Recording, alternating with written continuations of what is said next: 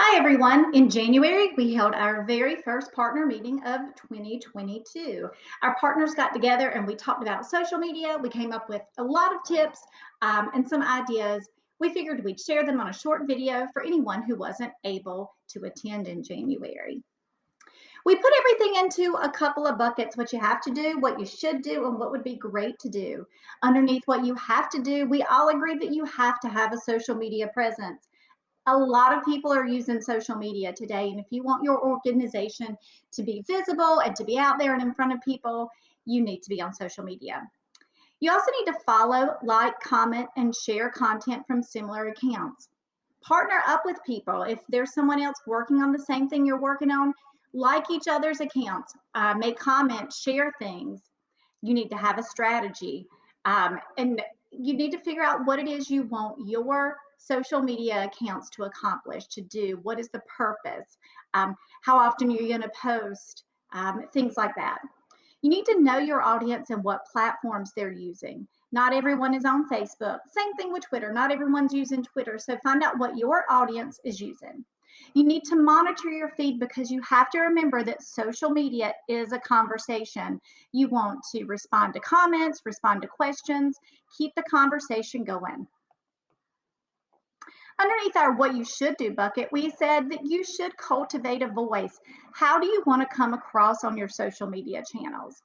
You should post regularly, and you should also post timely, meaningful content. Speaking of content, it helps if you dedicate time for planning out your content. A lot of people like to do this a month in advance or a week in advance, or sometimes even just a few days in advance. You want to use polls and surveys to find out what your audience wants. This can be done through your newsletters or emails or right on your social media accounts.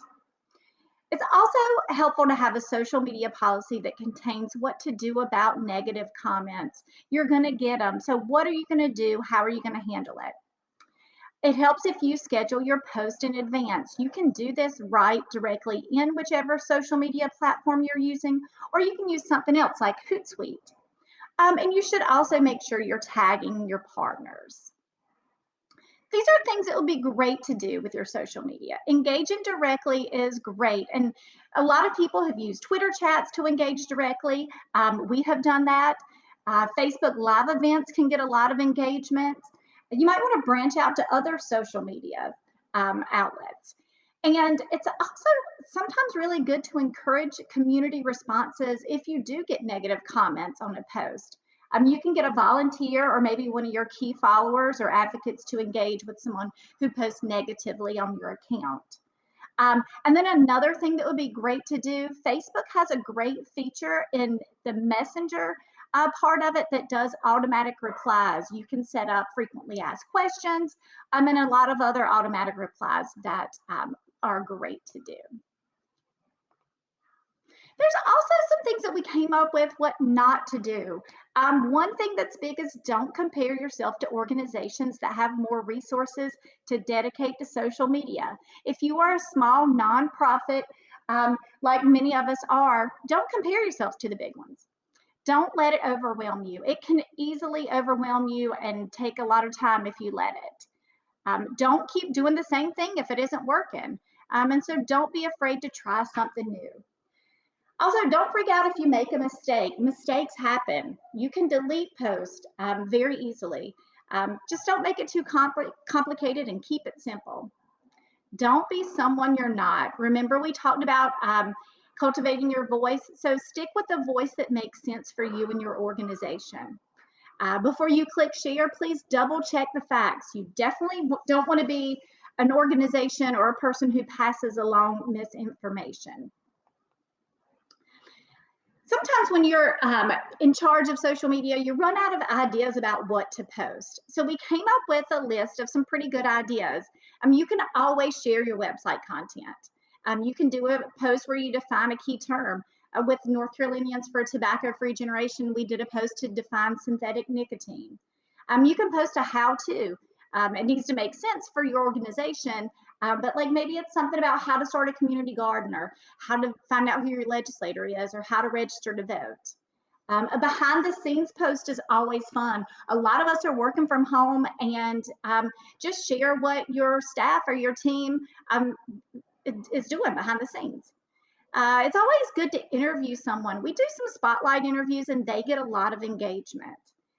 Lessons learned is a great post. We've all learned a lot of lessons that might be helpful to someone else. Tips and tricks are great. And then if you get a lot of questions in your organization or in your daily work, do like a Q&A post. That would be fun to do. During our conversation, we also said how important it is to retweet other people and partners. That it boosts their engagement, it gets their content seen, and it helps you be a better partner. And a lot of time, other organizations, other accounts have great content, so go ahead and retweet it. You can use news from your partner listservs and tag them in it when you do that. Memes are one of my favorites. So if there's a funny meme that makes sense for your organization and what you're posting about, go ahead and use that. You can use things that are happening like Heart Health Week or all the National Day holidays, but just don't make it a stretch. It needs to make sense. Recipes are really good to post. Lots of organizations are all about access to healthy food, and so recipes are really good. You can share testimonials and ask for others to share theirs. And finally, you can always do a poll. Polls are a lot of fun. We did one about the snow for NCAH, and it was interesting to see the answers for those. And that's a wrap. This is one of my favorite memes that we actually used in our Twitter chat. So those are the tips. I'm sure you've got some more. Make sure that you comment on this post and share some of your tips. And stay tuned as we will be posting some other short videos on how to make the most of Canva.